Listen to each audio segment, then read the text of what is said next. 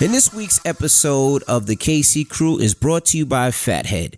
Fathead, real big wall decals are life-size action images that you can stick on any smooth surface. Choose from hundreds of officially licensed athletes, team logos, and entertainment images, or create your own with our customizable options.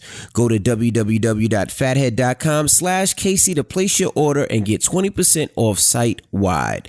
That's FATHEAD.com/KC to place your order and get 20% off site-wide. What up, y'all? It's DJ Envy. And I am Gia Casey. And this is another edition of the KC Crew. Welcome. So yes, we're finally back from Madison's 16th birthday vacation extravaganza. Finally. Everything all put in one. Now, last time we spoke to you, we were heading to swim with the sharks and to swim with the stingrays. And it was pretty amazing. You know, I don't think I would do it again. Why wouldn't you do it again? Because somebody just died swimming with the sharks. That person wasn't technically swimming with the sharks. She was scuba diving. And I think that something went wrong. Well, why don't you tell us exactly what you know? Because I think you know a little bit more about it than I know. Well, what I read, she was scuba diving in, is it Mexico? I think it was Costa Rica. Costa Rica, yes. She was in Costa Rica celebrating her 50th birthday. Right. She was scuba diving and she was with, I believe, like 19 other people. It was like a group of people scuba diving. And I guess where they scuba dive, there are different species of sharks and fish. And this is what they usually do. And I guess they finished and they were going back up. And if you know anything about scuba diving, you just can't swim right back up to the top. You have to go in, I don't want to say layers, but you go in, what's the word I'm looking for? You ascend a certain amount of feet at a time. Right. Because I believe something like the water pressure can harm you if you ascend too quickly. Right. And on the flip side, if you descend too quickly, it can be harmful. So you can only go up at a certain rate. Right. So I guess so if you don't understand, you go up 5 meters and then you got to stay for like 2 minutes. Then you go up another 5 meters, then you got to stay up for 2 minutes. Hypothetically. Yeah, all the way till you get to the top. Mm-hmm. And I guess as they were swimming up, was it a tiger shark? Yes, it was a tiger shark. They say a tiger shark just attacked her for no reason. You know, bit her leg and then bit the other leg. And they said the instructor tried to help and then the tiger shark bit him as well. And the lady died. She bled to death and died. So they got her out of the water and they got her to shore and she died while above water. Is that correct? I believe so, yes. I see. So, with that being said, I don't think I need to swim with the sharks anymore. I did it. It's done. I don't get any more joys out of it. I don't need to take any pictures. Like, I did it. I can say, oh, I swam with the sharks. Like skydiving? Like skydiving. So you defeat death once. Right. You don't need to do it again. I don't need to gamble again. But did you really feel as though it was a gamble? I didn't feel as though it was a gamble because our excursion was under a completely different set of circumstances. What's the different circumstances? Well, we're in the ocean. The sharks, they're hungry. They have teeth. They could have bit us at any given time. Technically, but it was a different set of circumstances. See, with the excursion that we took part in, they take you out on a boat and Bora Bora is surrounded by a coral reef. Right. And it's called a barrier reef. And it's what separates the lagoon that Bora Bora is in from the rest of the Pacific Ocean. Right. So outside of that barrier reef is choppier waters and the Pacific Ocean. Deeper waters, correct. Yeah, deeper, choppier waters, and it's technically the Pacific. I mean, Bora Bora is in the Pacific, but within Bora Bora is a lagoon, and it's very nice, subtle, calm waters. So anyway, we went outside the barrier reef, and that's where the sharks are. Correct. Now, these tour guides go out every day and they feed the sharks at about the same time every day. Correct. So when the sharks see those boats coming and they see the boats stop, they know it's din-din time. Right. So the sharks are more calm. They're somewhat welcoming. When we got in the water and I'm looking at these sharks swimming around us, it's almost as though they're saying to you, welcome to my kingdom. Right. I'm going to let you observe us. We're going to accommodate you. Don't get too close. Don't touch me. But you guys could chill out for a while. Right. And there's never been a problem. There's never been a vicious attack. Well, there's been 2 problems. What do you mean? There's been 2 problems out there. 2? On the way out there, we asked I guess he's a driver or whatever you want to call him. He was our tour guide. Our tour guide that, handled the boat and brought us out there. We asked him, had the shark bit anybody? Have they ever attacked? And he said yes, 2 occasions. 2 occasions. Right. I remember one occasion. He said the lady touched the shark and the shark turned and bit her fingers off. Oh, that's right. The shark bit 3 fingers off, correct? 3 fingers off. Yes. And he said the second time he was in the water and somebody threw the fish behind him, the feeding fish behind him, and one of the sharks were going at the fish and bit him. Right. That's 2. Well, that's too many for me. Well, I don't know that. Okay. We'll put it this way. When he was bit, it wasn't an attack. The shark wasn't attacking him. That was a mistake. He said that both of those attacks were because of human error. And one of them, the person was specifically told not to touch the sharks. Right. And that's how close they come. They're close enough for you to touch them. I would say within about 5 feet of our bodies at the closest, right? So that person didn't follow the rules. That's number 1. And when he was attacked, just like you said, he was in the water showing the guests that it was safe to be around the sharks. And one of them took shark food, meaning fish, right, and threw it behind him while he was in the water. And what you'll notice, like if you looked at my Instagram, I showed a video with all of the sharks at the surface of the water, and they're kind of in a frenzy. And the reason why they came to the surface like that was because our guide threw the fish in the water. So he wanted to ultimately show us what we were getting into. He wanted to show us, these are what the sharks look like. This is the size. This is what you're going to see when you're underwater. Correct. So when the sharks are up there and they're going crazy, it's because the food is there and they're basically fighting over the food. So he got in the water to show them, and then someone threw the food behind him, and they all came up in a frenzy and were fighting for the food, and he accidentally got bitten. Right.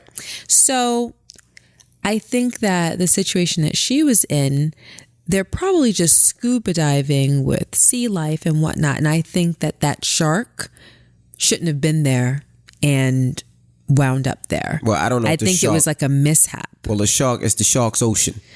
You can't say the shark. So the shark is looking at her like, you shouldn't be here. Exactly. Okay, I understand that. But just like when you said you were swimming and you said you felt like a shark brushed up against you. Yeah, brushed up against my leg. All right. So the shark brushed up against your leg and could have got startled and felt you on him and turned and bit your leg. No, because that shark would have seen me. That shark came into my space. I'm sure that shark saw me. Your space? It was my space at the time. It was his space. I was renting. Is his. It was my space at the time, and it brushed up against my leg. I don't think that he would have been startled because he would have seen me. That shark, because I think you told me something to the effect of where she was scuba diving, the sharks are tagged. Didn't you say that? Where she was scuba diving, not where we were scuba diving. No, where she was scuba diving. Right, you said the sharks were tagged, right. Correct? Meaning they pretty much know, like these tour guides, they know what fish are there. They know what sharks are there. They know what stingrays are there. They're aware.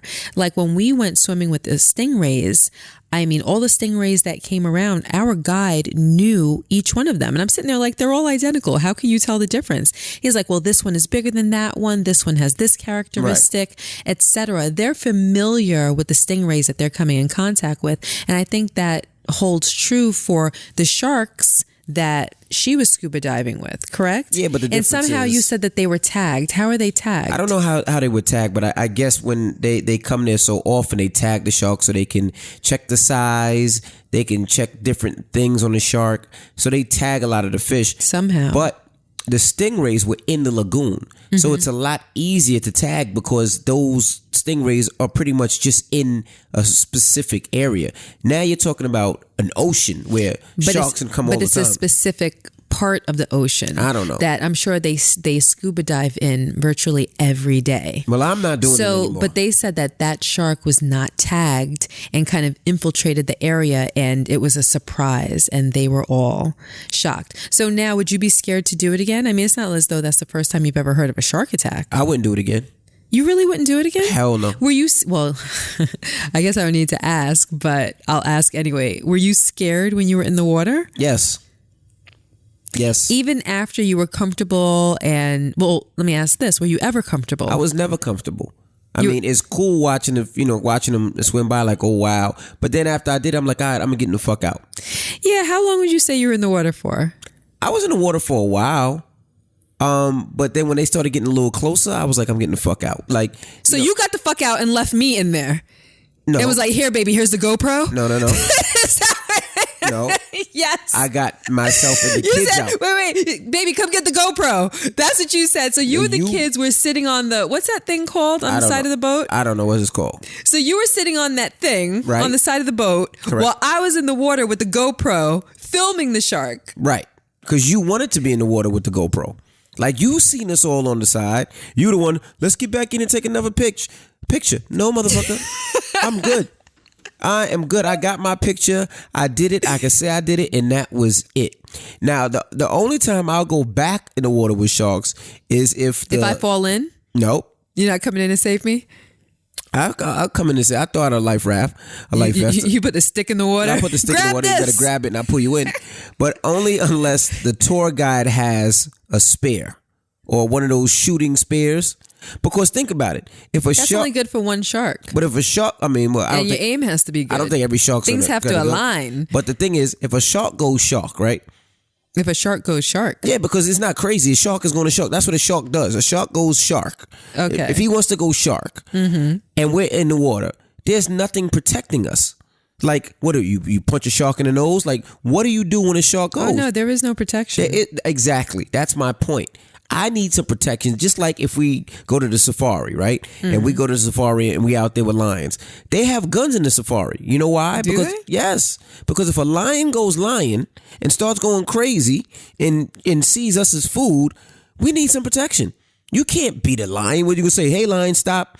Are you sure that they have weapons? Of love. Yes, they got weapons. You don't see them, the big Africans with the machine guns and all them type of gun weapons. Yes. No, I've never. Yes, they have weapons. I've never been on an African safari, but when I imagine one based on things that maybe I've seen on television, they have weapons. I've never seen them with weapons. They have weapons. They have weapons. You went on a safari when you went, and they had weapons to Africa. Yes, right? they had weapons to make sure we were good. So now we're in this ocean, in the shark's land or the shark's ocean, and if he wants to go crazy and wants a light skinned brother for dinner, he's gonna have one because there's nothing I can do. So, no, I will not be doing it. So you didn't think about that before we got into the water? There had to have been at least 40 sharks swimming around us. Right. At first, I didn't think about it because he was like, I do this all the time. I do this twice a day, 7 days a week. We don't have problems. We just had those two incidents. Never had, they said they've never had a problem. So I said, okay, cool. So I thought you jump in the water and the sharks swim by you and it's cool. When he started throwing the fish in there and they started like a feeding frenzy and they were just eating anything and the birds were trying to get the fish and the sharks were eating everything. I was like, this is not cool. Yeah, the shark attacked a bird that swooped down. Right, trying to get their fish. And brought that bird under. Right. So I was like, nah, B. Like, but you got in the water after that. What am I missing?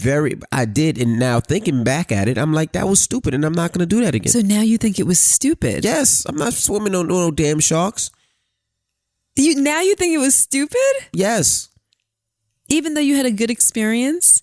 And I think you might have even said that was probably like your favorite part of the trip. It was. And it was definitely Madison's favorite part of the trip. I had a great experience skydiving, but I'll never do that again. Like, no, you know what? I beat death. I'm good. And same, you know, the stingrays is the same. And, you know, wait, you wouldn't swim with the stingray again? I don't know.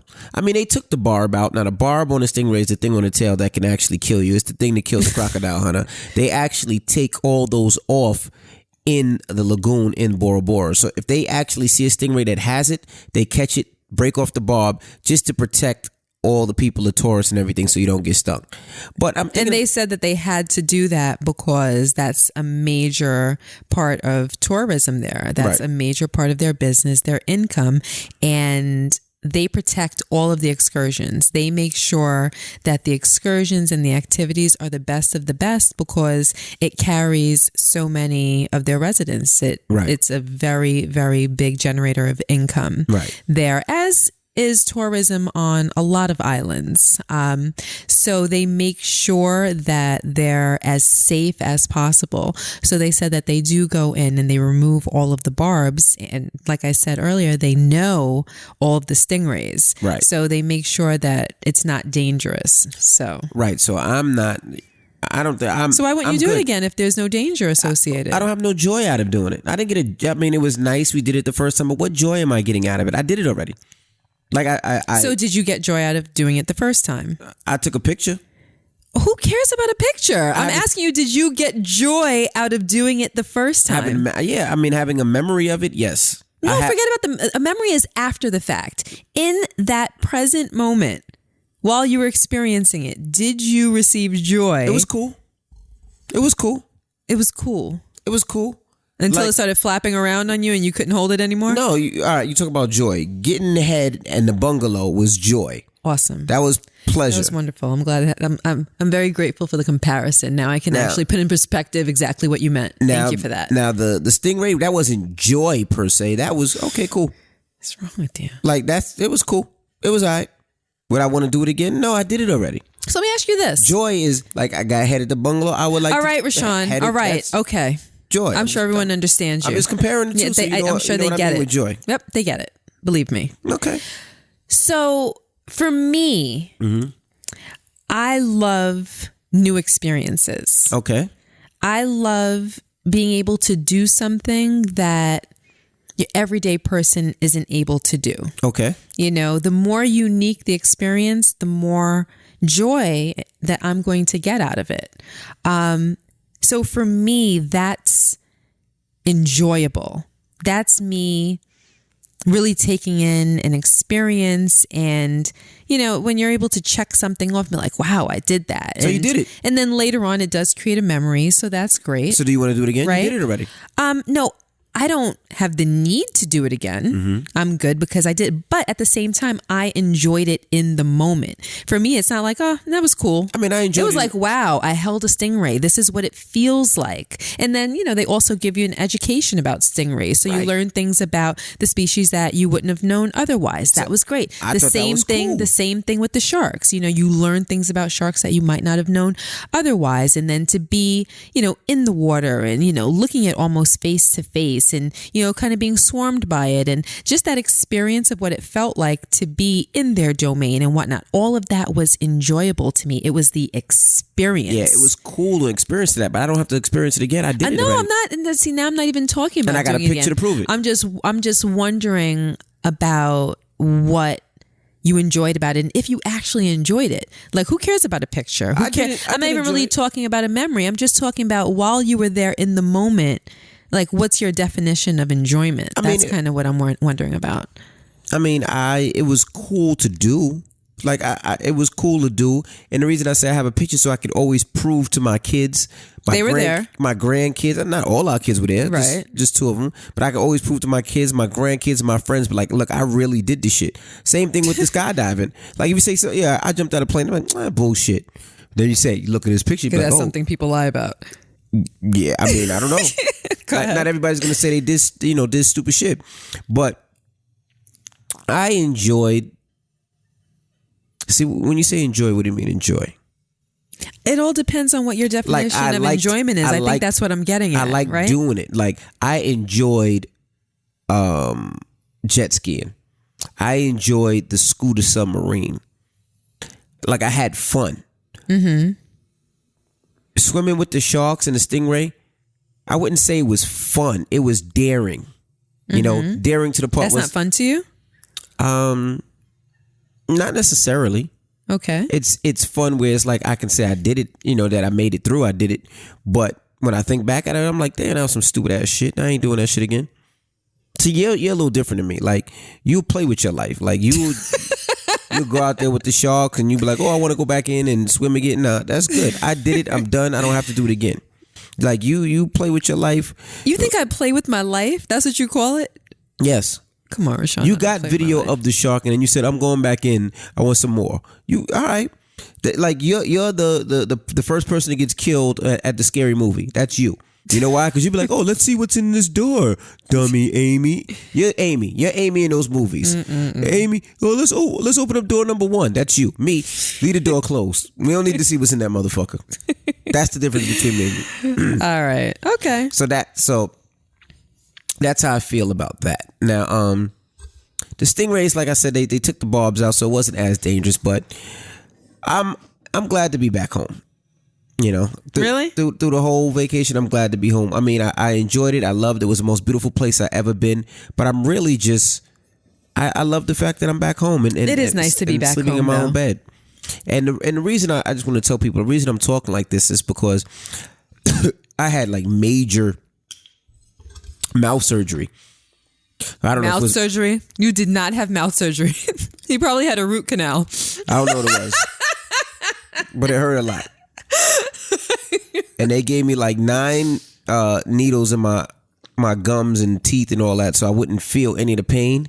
And I felt every part of that pain. That's awful. For an hour and a half. Yeah, I felt like it's to the point where I have never cried in a dentist's office. Today I cried. Like tears. Like I wasn't crying like boo-hoo like how Tyrese did. It was just like heavy tears coming down my eyes, like to the point where it was like I had to stop myself from crying. Like it was that bad. Well, what you had, I think, is called a hot tooth. And if anyone has ever had, dental work and whatnot, hopefully you haven't had this happen to you. But there are times where a tooth can be what's the word? Hot. It could be hot. It cannot respond to the Novocaine. And Rashawn received a lot of Novocaine. And, the doctor stuck him and, he went to drill and he felt it. He put a little bit more, up to 9 needles, and the Novocaine did not work. So he had to sit there and suffer through the drilling, the poking, the prodding, the scraping, whatever it is that they needed to. Yeah, it was pretty bad. It was pretty bad. I'm surprised that you were able to sit through it. It was one of those things where I felt like I had to sit through it because if I didn't, the pain would be a lot worse later on. And I didn't want to go through that pain. I would have been like, yo, you're just going to have to let this tooth rot. Like, there's no way. I thought about it. I'm not, I'm not with the pain. I thought about just knocking out all the teeth and just getting veneers. I really thought about it for a second. I think if you knocked out your teeth, you would need dentures. Like, you can't get veneers when you have no teeth. Really? Veneers, yeah. Veneers. I thought they could drill it into your gums or something. No, veneers is like a coating over the teeth. Oh.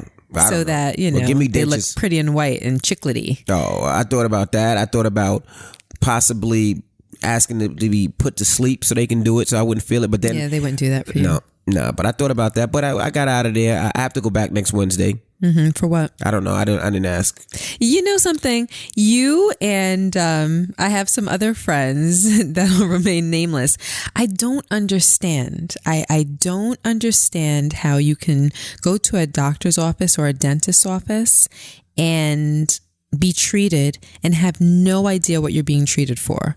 Like, you got out of the room. I was like, okay, well, did you have a cavity? I don't know what it was. No, when he said he was finished, I just know he was in there doing some shit. No, I don't get it. I have friends that go to a doctor and I'm concerned, so I'm asking 1,000 questions in like true Gia style. And, I don't know. Oh, I didn't ask that. Oh, I'm not sure. Oh, when I go back next time, I'll ask. And I'm like, this is your health.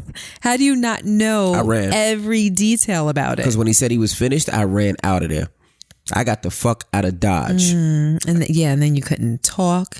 And your eyes were bloodshot. I couldn't figure that one out. My shit still hurt right now. I'm forcing myself to talk. Like, my shit is fucked up. Yeah. Like, there was only 2 Advils left, and you have a headache, and I almost was like, bitch, you gotta share them Advils. But I let you live.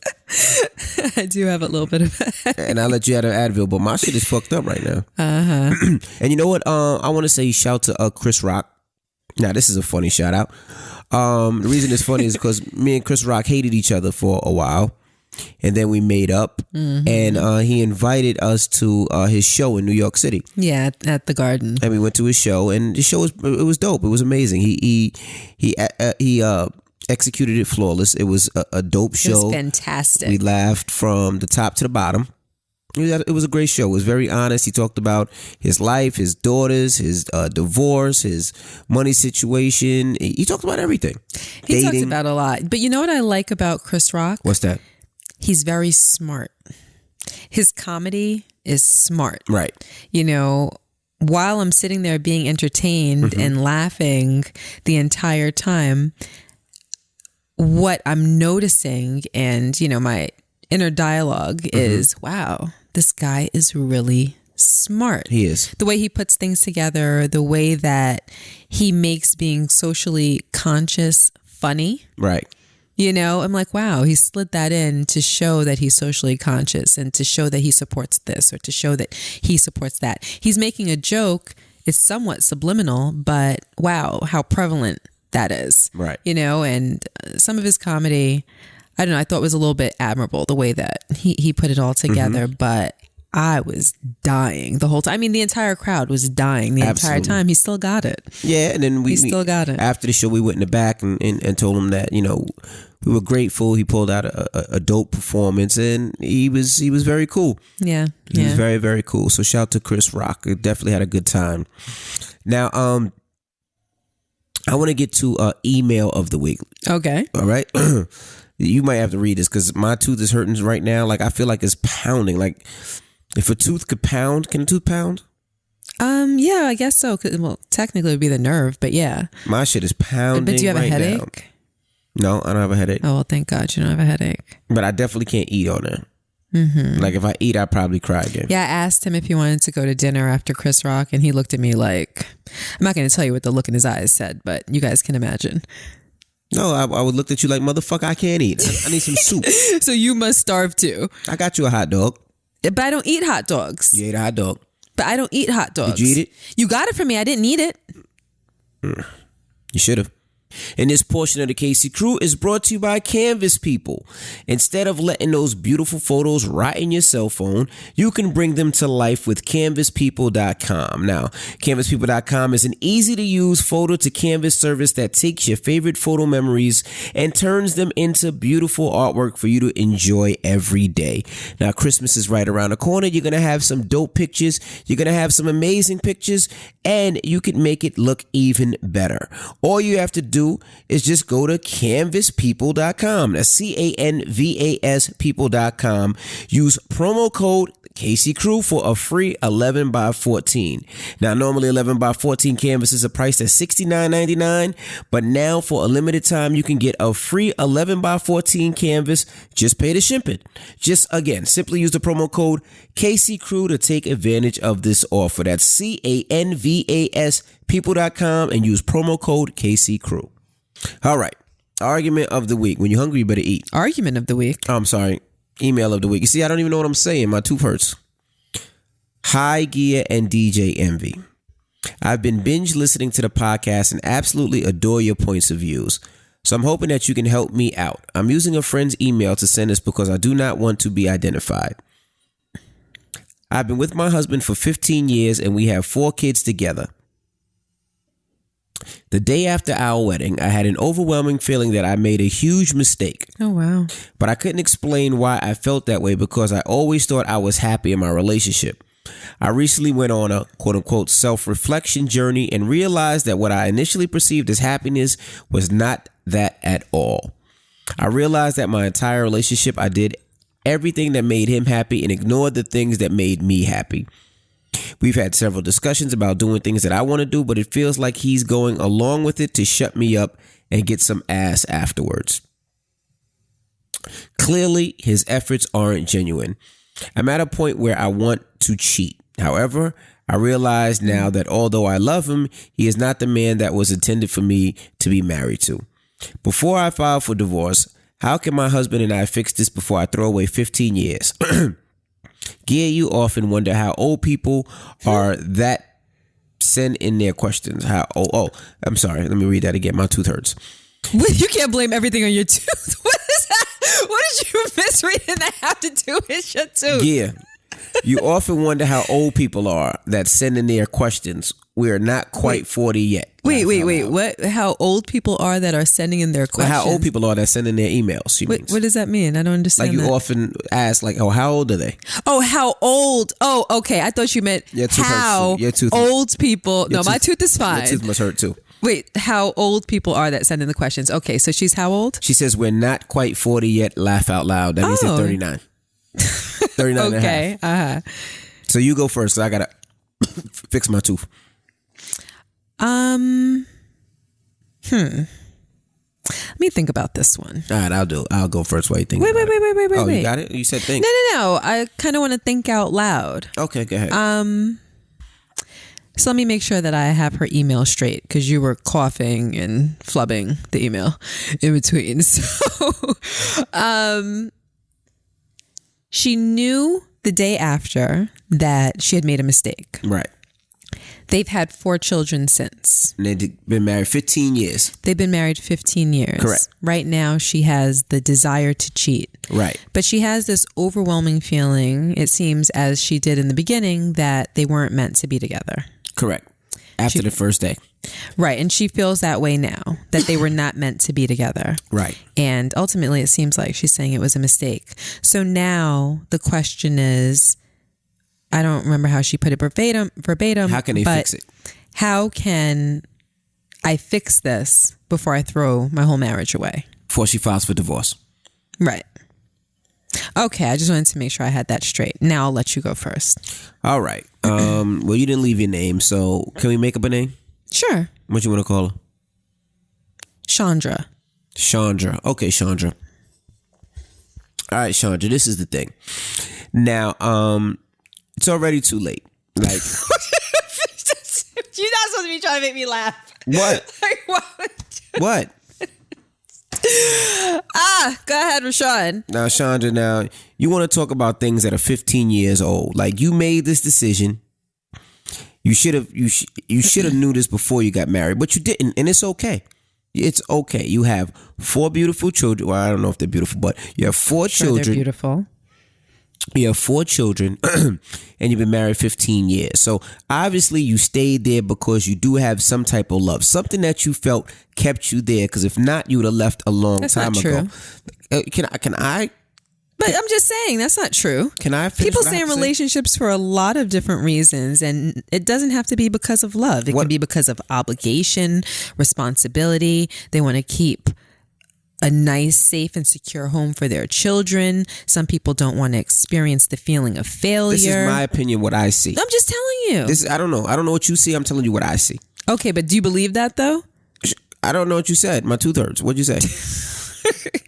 Do you believe that people stay in relationships because there has to be some form of love there? Yes. I don't think that's true. I think people stay in relationships for a variety of reasons. Well, I think 15 years and you deal with all the bullshit, I think there had to be some type of love there. But, so what I was saying was, I forgot what I was saying. My tooth first. What did I say? Oh, no, I remember. So like I said, yes, it's already too late. So you're already in it.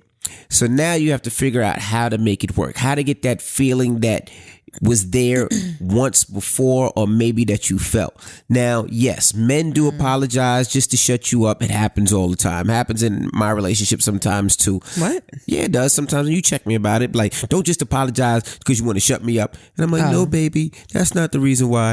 And then you be like, then tell me why you're apologizing. And then I got to really, really think about it because I really was just apologizing to shut you up. But then when you say that, I really got to think about it. So now whatever's bothering you, You have to stick to your guns. Now, you said a perfect point. You said he apologizes to get some ass, right? So if you know he wants some ass, you have to stop giving him ass. Easy, simple. And you have to ask him. If he says, I apologize, say, what are you apologizing for? See, because now the man has to think. That's the worst thing Gia can say to me. If we get into an argument and I apologize, Gia says, well, what are you apologizing for? Mm-hmm. So now I just can't say bullshit. I apologize because I hurt your feelings. That doesn't work. You have to tell me why. And now how did you hurt my feelings? Exactly. That starts the conversation. So now when it was just a flub apology, now he's really starting to understand what hurt you and how it affects you. Because a man really doesn't want to have that conversation. Oh, my mouth first. A man doesn't want to have that talk. But if you force him to, he doesn't want to have that conversation or talk ever again. So he will start to fix up because he doesn't want to have that conversation again. So you have to put the ass on strike. You cannot give him ass. Not vagina, not butt, not let him lick it, not let him smell it, nothing. And the same to you. Right. You can't give him none either. Don't lick his balls, don't suck his nothing, don't kiss him, nothing. I love your advice. It's awesome. What? You have to hold off. And then after you have those conversations and you really thinks he understands and it's moving in a good position, in a good place, then you could start giving him a little ass and then you start working it back out. But he has to understand why you're upset or why you're not happy, because most of the time I really think that men don't truly understand why a woman is unhappy. We say we do, but we say we do just to shut your ass up because we don't want to hear you complain, bicker, beef, or bother me. I just want to watch the game and chill the fuck out, get a little head, and keep it moving. But why is that like the motif for today's podcast? Well, my tooth hurting? I mean, that could be a close second, but never mind. Go ahead. Oh, what, the head part? Rashawn. Because I'm just imagining the bungalow like that. That was all right. Yeah. Keep it moving. Go ahead. All right, but that's what you need to do. Now, what do you suggest? I don't want to say the wrong thing. There is no wrong thing. These are opinions. So, yeah, let's preface this by saying that this is our opinions, not necessarily advice, because I believe in divorce. And I'm not saying that that's the answer for her case. I'm going to work it out as I'm thinking. I believe in divorce. I don't think that everybody that decides to say I do is meant to be together forever and ever and ever. You know, sometimes people decide to get married at difficult times in their lives, at wrong times in their lives, when they're too young, they're too immature, they're not experienced enough. Maybe they want different things. Maybe they want to look. Maybe they want a wedding. Maybe, you know, they want security. Maybe, you know, they had bad parenting and they need, you know, the security, etc. So I think that if you get married under the wrong circumstances, there are times where there are circumstances where certain people may need to get out of that situation. You know, if they had a problem, like, you know, we got married and now we're having this problem. How do we fix it? There may be a way to fix that problem. He drinks too much. He's abusive. He's a gambler. He cheated, etc. There may be techniques that two people can exercise in their marriage to better those situations. But if she had a feeling the day after their wedding and she has comparable feelings now, and this is 15 years later, to me, that indicates that there's a problem with their chemistry, with their interactions. Or maybe she's overreacting. It could be. I'm thinking about it based on what she said. We can entertain the idea that maybe she was overreacting. But if what she said is true, Because I don't think that everybody is meant for everybody. You know, I can have a list of everything that I want in a man.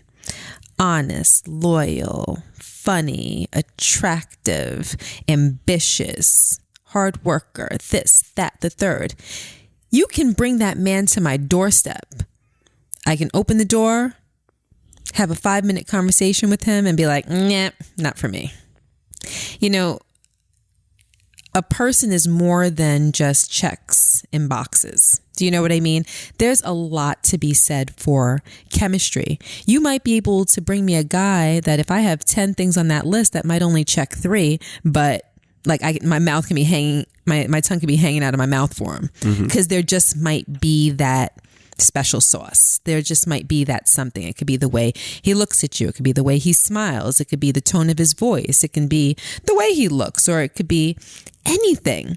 And those things typically go unaccounted for because sometimes it's, you know, difficult to put those in words, right? So if she's missing that factor, if she's missing that chemistry and there's just something that's off and she's known it all this time, I don't really know how you fix that. I don't know how you fix that. There's a lot of reasons to save a marriage, you know, and it could be one of the reasons why people get married, you know, to keep security in your family and, you know, that you have a home, someone to go home to and etc. But I don't know, me personally, I don't think that I could spend the rest of my life with somebody that I didn't feel that special something for. Right. So the only thing that I could say in response to how do we fix it, I would say that she would have to identify and put into words, be able to articulate exactly what it is that's missing. What is it that's missing? Is it the sex? Is it the way that he talks to you? Are you not attracted to him? Is he not ambitious enough for you? When he makes a joke, do you just not find that shit funny? Like, do you know what I mean? Is there any resentment that you're harboring for him? What is it? Put it into words. And then if it's the type of thing that's able to be worked on, work on that. Right. Then if that doesn't work, see a therapist. But at the same time, you know, when you're in the room with that therapist, you need to be able to vocalize to him and your therapist exactly what it is that's wrong. Right. And if it's something that he can work on, it's just not a part of his personality that's just embedded and either take it or leave it. If it's something he can work on, if he's willing to do so, then he would have to work on it. You'd have to accept it, be patient and work with him because ultimately you would want to save your marriage. Right. But if you exhaust everything, you give it time, you pray alone, you pray with him, you see a therapist, you do all of the work and you still don't have that special feeling, then I think divorce is something that can be considered. Well, I'm sorry, I said I'd make the latter. But it's like, I never want to say, well, you never really want to say that divorce is an option. But I think that at times, divorce can be an option. Well, I say try the other stuff first and do what I say as well and see where you stand from there. And hopefully you guys can work it out. I mean, you guys been together 15 years, you have 4 kids, something has kept you there, and hopefully that you guys can work it out. And he understands how lucky he is to have a woman like you. Well, we don't know what kind of woman you are, but he's lucky to have somebody who loves him. Yes. And I want to say one more thing. I don't necessarily believe in staying in a relationship solely for the sake of children, because I think that kids are far better off with 2 parents that are separate but happy than 2 parents that are together and unhappy. Of course, it's not ideal that, children be brought up in a broken home, but if you're not happy, your kids will feel it. Your kids will sense it. And in some ways, no matter how much you try to protect them from it, I think that it spills out because when I'm happy and you're happy, our kids feel it. Right. You know, we can feel happiness just, you know, being energized throughout the entire house. You know, it's like laughs and jokes and playfulness and let's do this. And like it shows when you're not really happy, you don't want to do as much. Right. You don't smile as much. You're not creating the equivalent environment for your kids. There are certain things that you just can't fake. You might be able to fake it today. You might be able to fake it tomorrow, but you won't be able to fake it forever and ever and amen. You know, every day throughout the month, throughout the year, like you can't pull that off. Right. Do you know what I mean? So I think that the goal is to be happy and then you're more able to raise happy children. Right. Well, I agree with you. Hold on. I got a cough. It's my damn tooth. No, I agree with you. Everything is my tooth tonight. Clearly. You know, I agree with you. I think that you if both parents are happy, it makes everybody's life around the parents happy. Yeah. So I do agree. And I wish them the best and I hope they can figure it out. Yes. Good luck, Chandra. Yeah. Well, that's not her name, but we just call her that. We're calling her Chandra. I want to shout out to Tyrese. Shout out to Tyrese. He got I believe dual custody of his daughter, so he gets to see his daughter now. So shout out to him. I'm happy for him. I'm happy he got his daughter in what he wanted, and I just wanted to say salute and shout out to Tyrese. Also, this is exciting news for everybody out there, and including you. 12 days of Christmas is coming up. Oh, and people look forward to that. If you don't know what 12 days of Christmas is, for 12 days until Christmas, I get something for Gia just to show my love and respect and how much I appreciate her. So I do that each and every year. And if you can, you should try that as well. Now, they don't have to be expensive gifts. It could be something small. It could be a letter, her favorite perfume. It could be movie passes to take her to the movie. It could be something as small as if she has an iPhone and not her own iPhone charger, because those go fast. Or it could be expensive as a bag and shoes, whatever it is. But it's coming from the heart. So if you can do it, you should. For the holiday season, do something different. It could be a candle. It could be her favorite candy. It could be things that just show that you know her and that you appreciate her. And the more creative it is, the more special it is. I think that that's where, you know, the beauty in our tradition lies. The things that Rashawn chooses for me shows me that he really knows me and he's really into me. And the way that he puts it together for each of those 12 days is really what makes me feel happy. Right.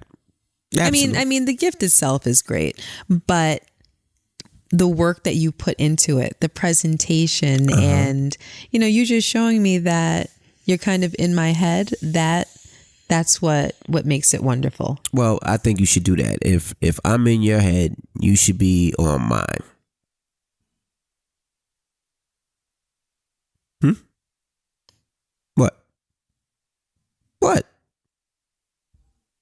What? You have something else to say? No. All right. But you know what? Also this year, what we're going to try to do as well is not only do that, we're going to try, and I'm just going to say try, because I don't know how. This is very difficult. This is more difficult than I thought. We're going to do 12 days of giving back as well. Yes. And that includes Toys for Tots. I know we have that scheduled for one day. We have feeding the homeless for one day.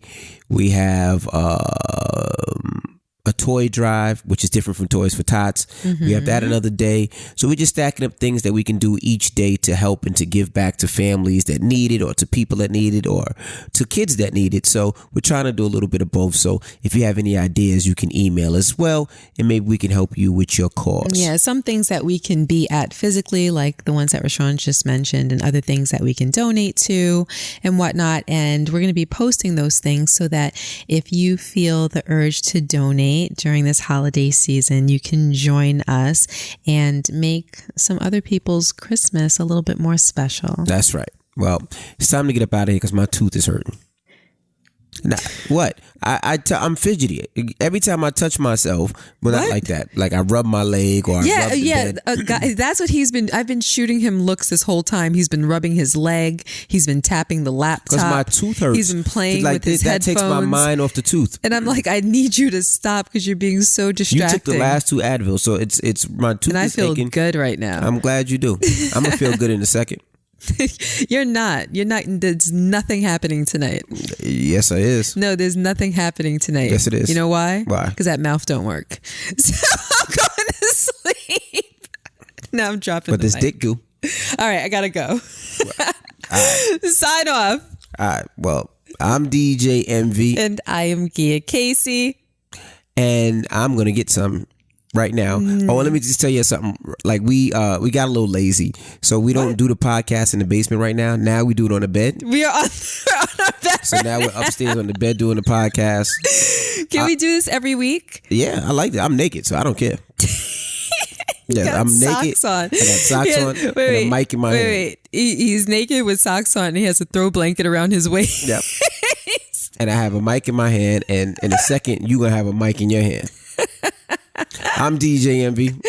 And I am Gia Casey. And that's another edition of the KC Crew. Toodles.